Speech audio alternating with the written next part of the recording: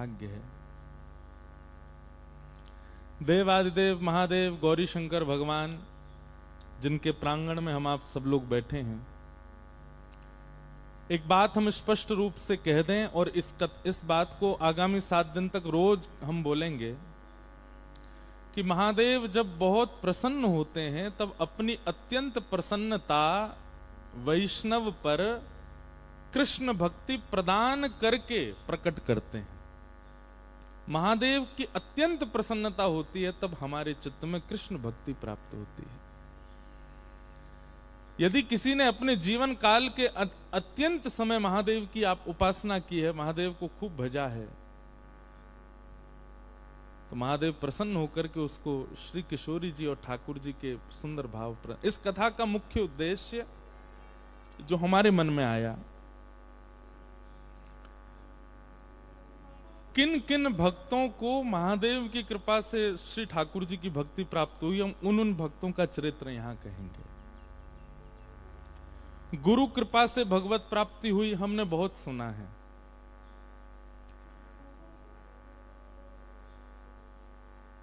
उपासना की पद्धति से, अर्चना की पद्धति से, भजन की पद्धति से, नाम की पद्धति से, कीर्तन से कितनों को वैष्णव भक्तों को भगवत प्राप्ति हुई, ये सब हमने सुना है।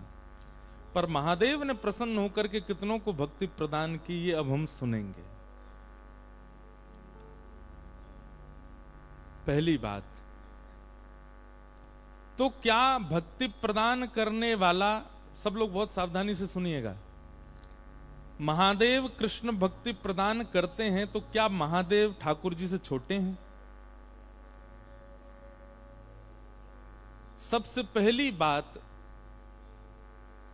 ये कंपटीशन आप लोगों को नहीं करना है।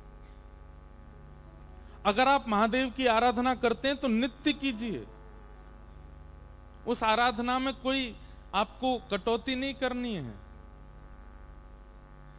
आप कह रहे हैं कि महादेव प्रसन्न होकर के कृष्ण भक्ति देते हैं, तो इसका मतलब क्या तो महादेव छोटे हैं कृष्ण बड़े हैं? नहीं, ये दोनों सम हैं। शिव द्रोही मम दास कहावा, सो नर सपने मोहे न पावा। 3 प्रकार के दर्शन होते हैं ठाकुर जी के।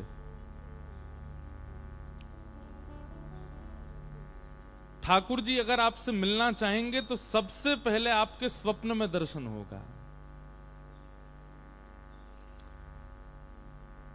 बस करना यह है कि उस स्वप्न दर्शन का कहीं भी प्रचार मत कीजिएगा।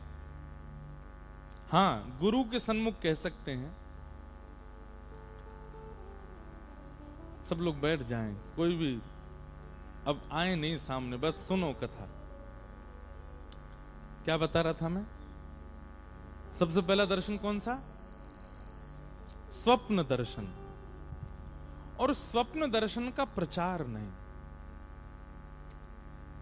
रस बतावे से रस को प्रचार करवे से रस घटे, इसलिए रस जितना हो सके उसको गोपनीय रखो। वस्तु जितनी अनमोल होती है उसको उतना गुप्त रखा जाता है, और जितनी गुप्त रहती है उतनी ज्यादा उसकी सुरक्षा बढ़ती है। भक्ति से ज्यादा अनमोल संसार में कुछ भी नहीं है। इसको जितना हो सके गुप्त रखो।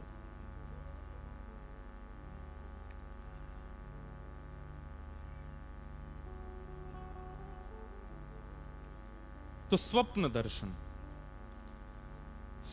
दर्शन जब आपको अनेक बार स्वप्न, प्रत्यक्ष ठाकुर जी नहीं दिखेंगे।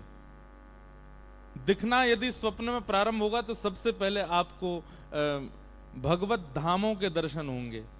जैसे वृंदावन का दर्शन होगा, यमुना जी का दर्शन होगा, निकुंजों का दर्शन होगा, कुंज लताओं का दर्शन होगा। केवल मंदिर दिख जाएगा, वैष्णव दिखेंगे, ठाकुर जी नहीं दिखेंगे। भगवत संबंधी धामों का, तीर्थों का, इनका दर्शन होना प्रारंभ होगा। धीरे धीरे फिर उसी दर्शन में ठाकुर जी के अंगों का दर्शन। कभी केवल भुजाई दिखेगी, कभी केवल चरण ही दिखेंगे, कभी केवल वक्ष ही दिखेगा, कभी केवल कटी कौंधनी दिखेगी। फिर उसका भी अनंत काल तक दर्शन करने के बाद फिर ठाकुर जी की ग्रीवा दिखेगी, कभी मुकुट दिखेगा, कभी कर्ण दिखेंगे, कभी तिलक दिखेगा। प्रत्यक्ष संपूर्ण ठाकुर जी नहीं दिखेंगे, नहीं तो स्वप्न में ही गोविंदाय नमो नमः सीधे भगवत धाम की प्राप्ति हो जाएगी। हां, आपके सेवा के ठाकुर जी दिख जाएंगे प्रत्यक्ष, राधा रमन लाल जी दिखेंगे प्रत्यक्ष, बिहारी जी दिखेंगे प्रत्यक्ष, पर जो मूल स्वरूप श्री ठाकुर जी का प्रत्यक्ष है वो परिपूर्ण रूप से स्वप्न में नहीं दिखेगा। कभी कभी कुछ कुछ झलक दिखेगी। और स्वप्न दर्शन जब आप अनंत काल तक करते रहोगे और किसी से उसकी चर्चा नहीं करोगे, गोपनीय रखोगे, तो वही स्वप्न दर्शन फिर धीरे धीरे जागृत अवस्था में अनुभव के रूप में होने लगेगा। अनुभूति कैसी होगी? कभी बैठे हैं और बैठे बैठे सुगंधी आने लग जाए। बहुत सावधानी से सुनिएगा। कभी बैठे बैठे सुगंधी आने लग जाए, गुलाब की सुगंध आ रही है। अब आपके मन में भाव क्या आएगा कि कहीं गुलाब रखा होगा या कहीं इत्र होगा। सूर्य नारायण से भी रुका नहीं जा रहा है, वो कह रहे हैं हम भी आएंगे कथा में।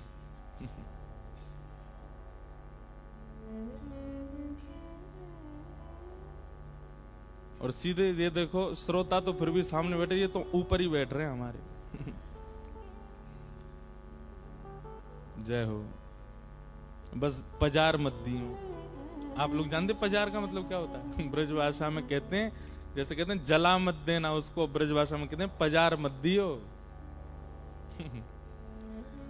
दो चार कुछ नए शब्द भी सीख के जाओ ब्रजभाषा के।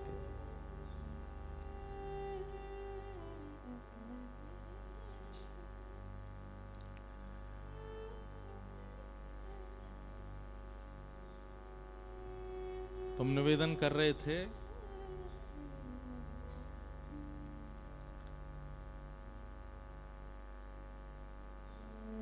स्वप्न दर्शन, और स्वप्न दर्शन के बाद धीरे धीरे होगा अनुभव। बैठे बैठे सुगंधी आने लग जाए, कभी गुलाब की सुगंधी आ रही है, कभी मोगरे की सुगंधी आ रही है, कभी अन्य अन्य अन्य अन्य पुष्पों के इत्रों की सुगंधी आने लग जाए। और जैसी वो सुगंधी आवे ना, बस नेत्र बंद करके प्रसन्न होना, किसी से कहना नहीं, ना खोजबीन करना। कई लोग संशयात्मिका बुद्धि जिनकी होती है वो खोज भी करते हैं।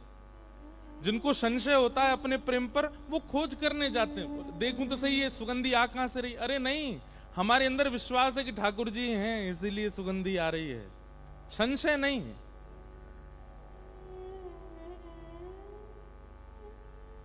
कई बार पता क्या होता है, जब भक्ति पर संशय होता है ना, प्रेम पर संशय होता है, तो फिर ठाकुर जी भी जबरदस्ती पुष्प प्रकट कर ही देते हैं। बोले ले तो संशय है, हाँ गुलाब धरो ही है। लेकिन संशय नहीं होना तो गुलाब होगा भी नहीं।